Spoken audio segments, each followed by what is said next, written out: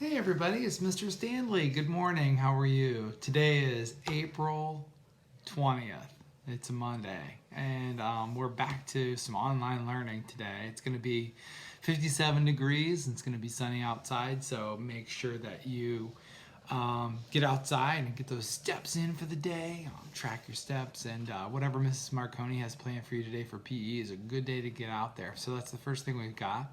We also have music today. So after music, we're going to have some language arts. Now today's language arts has two parts to it, and it has a couple parts on your part as well. So, sound confusing? Sure.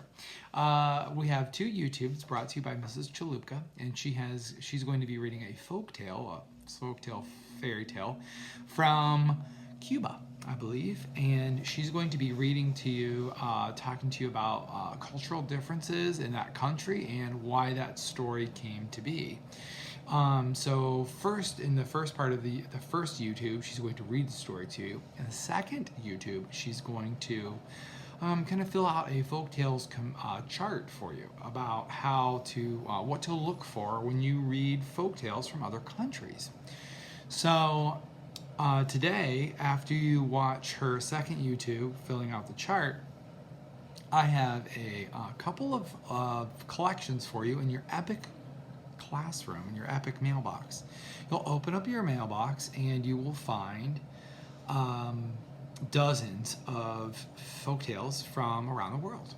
And there will be various countries, maybe some of the countries you even researched. And today your job would be to pick one, read one, and try filling out that chart that I put in your Language Arts Google Classroom and turn it in. And just like Writer's Workshop, I will comment on it and send it back to you because I think we'll do this a few times. So follow those directions from Mrs. Chalupka on how to fill out the form and then read your own Google chart, read your own folktale.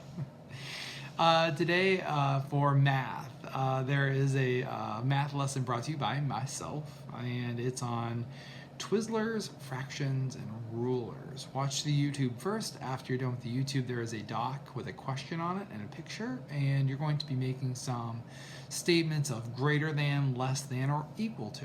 And there's some examples in my video on what you need to do.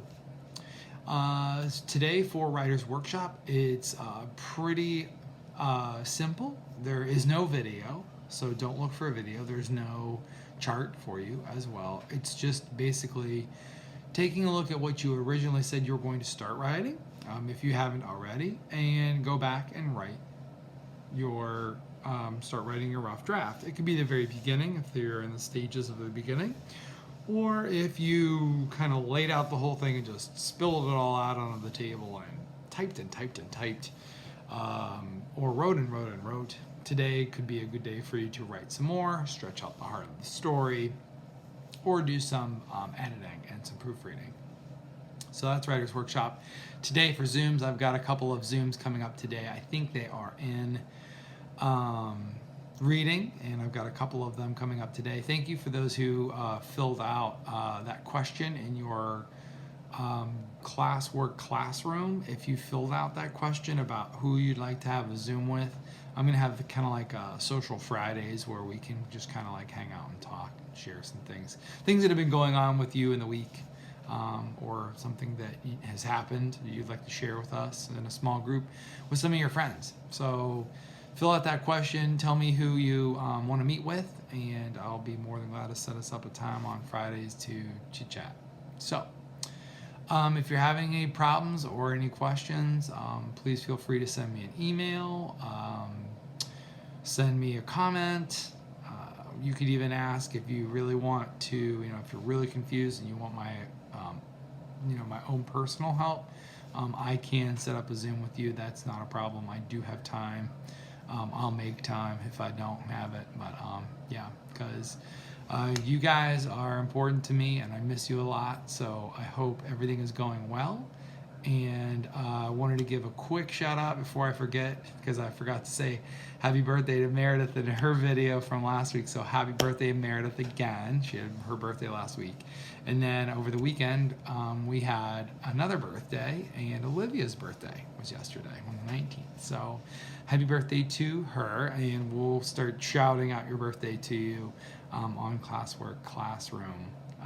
So check your happy birthday comments in there, and have a wonderful, marvelous Monday.